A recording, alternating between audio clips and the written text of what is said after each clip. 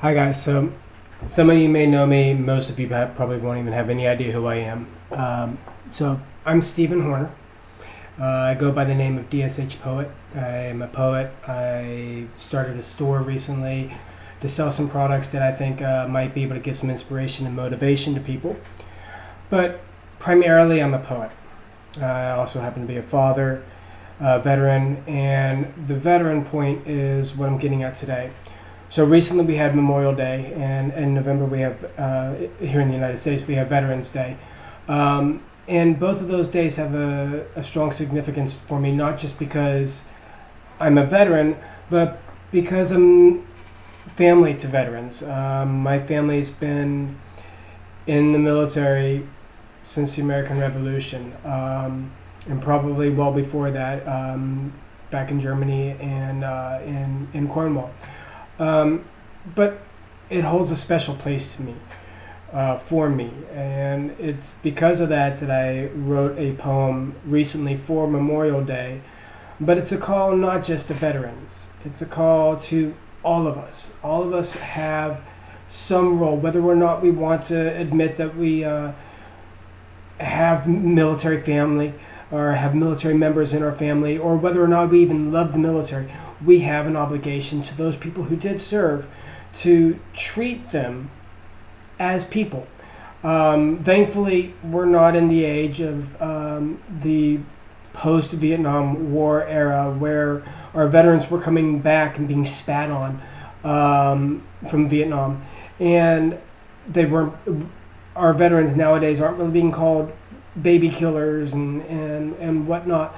But at the same time, when soldiers came back from Vietnam, there was a sense of an obligation to them by at least a portion of the society and the citizenry at large. But a lot of times, veterans come back with wounds, and we've heard this before, veterans come back with wounds that aren't seen, aren't known. Sometimes we call it PTSD. Sometimes there's other issues. And oftentimes those unseen wounds and unseen holes in their soul are overlooked as not having to do anything and not anybody's problem. But guess what, folks? Those wounds affect everybody. They don't just affect the veteran. They affect everybody around the veteran, from you and me to the clerk that's helping them in a grocery store or at the bank. Everybody has a part in a veteran's life. Whether we want to admit it or not, every single one of us has a part to play. You see, to join the military, it's a calling. We hear a call to arms. We feel an obligation for honor. There's many reasons why we join the military. Some do it for money because it's a guaranteed paycheck. Some do it for honor. Some do it for glory. Some do it just to do it. And others do it maybe for the wrong reason.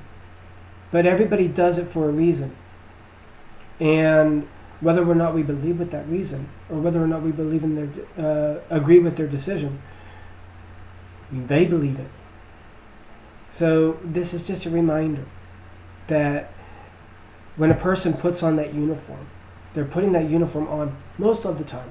They're putting that uniform on not just for themselves, not just for a sense of selfish pride, but for a sense of a higher calling.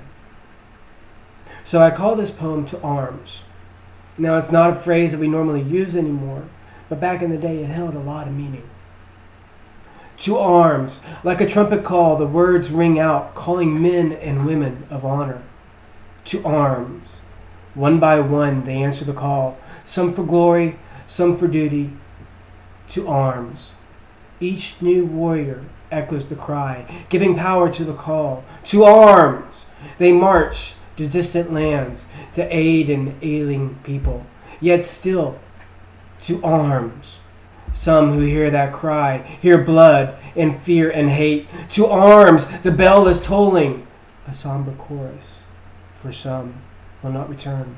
To arms, a call has gone out for all to hear, the same for you and me. To arms, I ask, please think a lot. Think about that warrior over there. To arms, they've answered the call. They may sacrifice their life for a higher cause. To arms, remember the warriors, those who are true, while away and even at home. To arms, now the call goes out to you.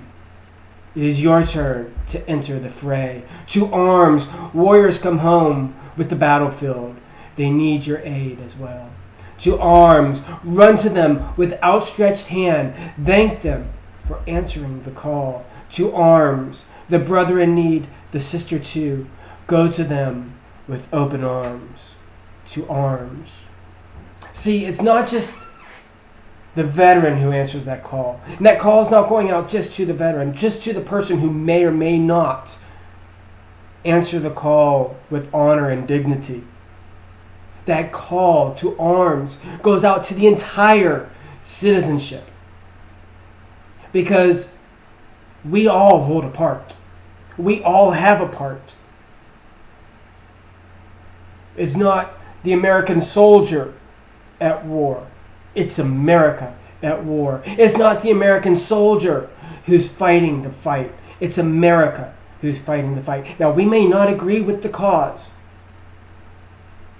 We may have a grievance with the cause, but we all have a part. The veteran serves us. We serve the veteran. Think about that.